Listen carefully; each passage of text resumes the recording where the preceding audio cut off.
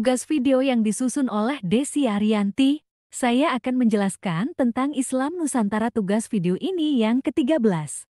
Yang pertama, saya akan menjelaskan pengertian Islam Nusantara. Islam Nusantara adalah ajaran Islam yang menekankan pada prinsip-prinsip moderat, inklusif, dan toleran. Hal ini mencakup saling menghormati antarumat beragama, tidak mengklaim bahwa hanya agama Islam yang benar, serta menekankan persatuan dalam keragaman untuk menjaga keutuhan bangsa yang majemuk. Intinya, Islam Nusantara adalah interpretasi Islam yang disesuaikan dengan konteks, budaya, dan sosial Indonesia.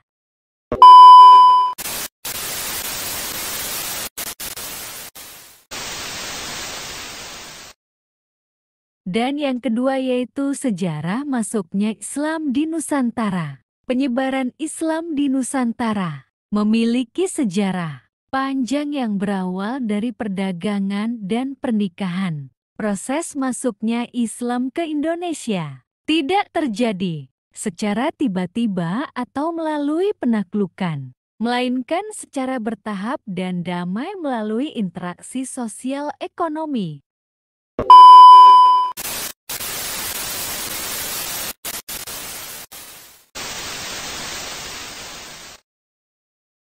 Selanjutnya yang ketiga, karakteristik Islam Nusantara yaitu yang pertama, moderasi atau tawasud dan keseimbangan atau tawazun yaitu Islam Nusantara menekankan pada keseimbangan dalam kehidupan, menghindari sikap ekstrim dan selalu mencari jalan tengah. Yang kedua, toleransi atau tasamuh dan inklusivitas yaitu Islam Nusantara menjunjung tinggi nilai toleransi dan penerimaan terhadap perbedaan, baik agama maupun budaya.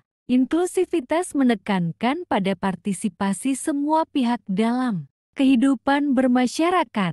Yang ketiga, akomodasi budaya lokal yaitu ajaran Islam diadaptasi dan diintegrasikan dengan budaya lokal setempat, sehingga menciptakan harmoni antara agama dan budaya.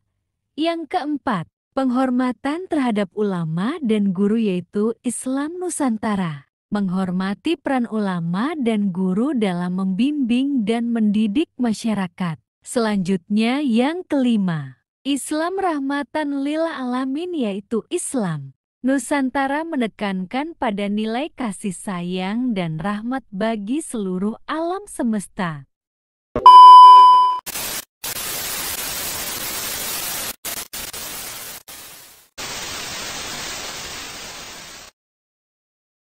Selanjutnya yang keempat yaitu contoh praktik Islam Nusantara adalah satu tradisi keagamaan yang menguatkan ikatan sosial, yaitu praktik keagamaan yang memperkuat persatuan dan kesatuan sosial masyarakat. Dua, pesantren sebagai pusat etika dan pendidikan yaitu lembaga pendidikan pesantren berperan penting dalam membentuk karakter dan moral masyarakat. Tiga, dakwah dengan pendekatan humanis yaitu dakwah atau penyebaran ajaran Islam dilakukan dengan cara yang humanis, santun, dan penuh empati.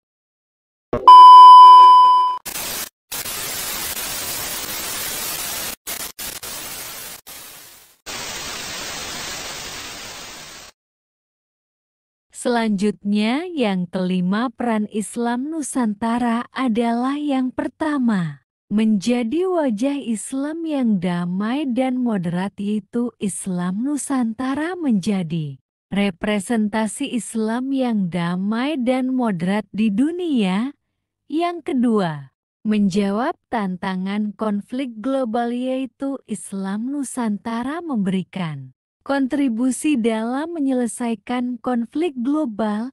Yang ketiga, menjaga keutuhan bangsa dan mencegah radikalisme yaitu Islam Nusantara berperan dalam menjaga persatuan dan kesatuan bangsa, serta mencegah penyebaran paham radikalisme. Yang keempat, membumikan Islam melalui budaya lokal yaitu ajaran Islam diintegrasikan dengan budaya lokal agar lebih mudah dipahami dan diterima masyarakat.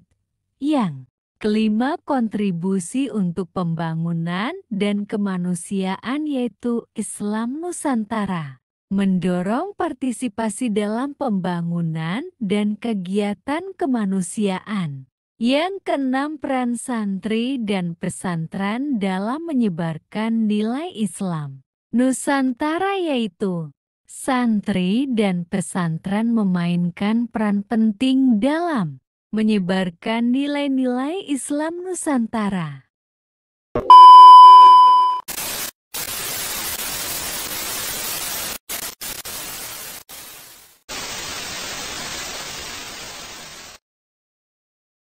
Selanjutnya yang keenam yaitu tantangan dan kontroversi Islam Nusantara adalah yang pertama. Ditolak oleh kelompok Islam Puritan yaitu Islam Nusantara seringkali mendapat penolakan dari kelompok yang berpaham Puritan atau garis keras karena dianggap menyimpang dari ajaran Islam yang mereka yakini. Mereka menganggap Islam Nusantara terlalu akomodatif terhadap budaya lokal dan kurang menekankan pada aspek syariat.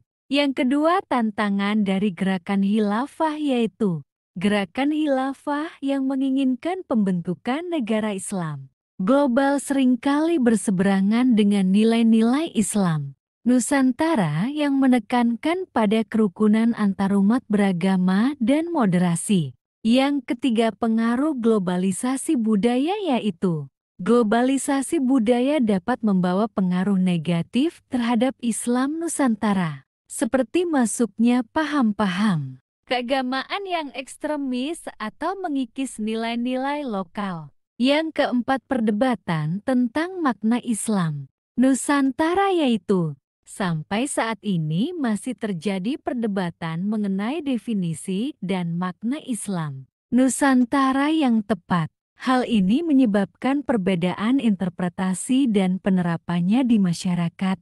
Yang kelima, tantangan di era digital yaitu di era digital. Islam Nusantara juga menghadapi tantangan penyebaran informasi yang tidak akurat atau provokatif melalui media sosial. Hal ini dapat menyebabkan misinterpretasi dan konflik.